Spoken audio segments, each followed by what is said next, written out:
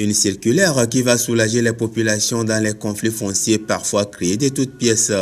Cette circulaire, c'est bien celle du garde des Sceaux, ministre de la Justice et de la Législation, Pius Agbetomé, qui demandait le 14 octobre 2021 au président des tribunaux de première instance et au président des cours d'appel de procéder à une vérification des allégations ou d'exiger un constat fait par un huissier de justice, autre que celui initiateur de la requête avant toute signature d'une ordonnance portant cessation de travaux ou ouverture de porte dans un conflit foncier.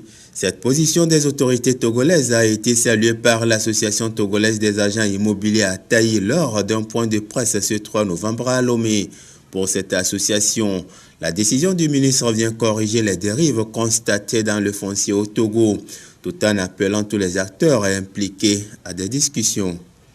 Cette décision du ministre vient donc contribuer à notre sens à sauvegarder les droits des acquéreurs et créer une justice sociale qui convient d'encourager et de consolider.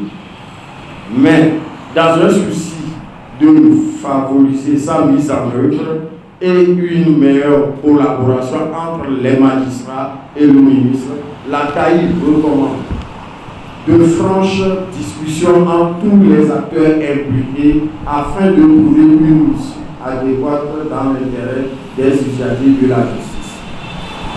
Une révision du code de procédure civile, c'est le lieu pour la CAI de réaffirmer sa disponibilité et son engagement à accompagner ce processus à travers ses expériences et l'expertise sur le terrain du foncier. Ce point de presse a été l'occasion pour la CAI de présenter ses excuses pour les conflits liés au foncier et causés par les agents immobiliers.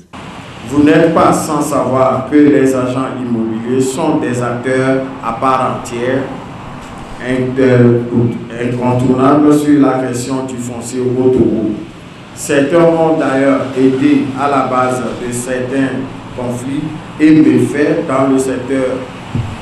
Aussi, la CAI présente ses excuses au peuple togolais en s'engageant résolument à mieux œuvrer sur les bases légales et des procédures formelles, ethniques et déontologiques. Il faut rappeler que la CAI s'est donné entre autres missions de contribuer à la résolution des conflits fonciers et ceci à travers plusieurs actions.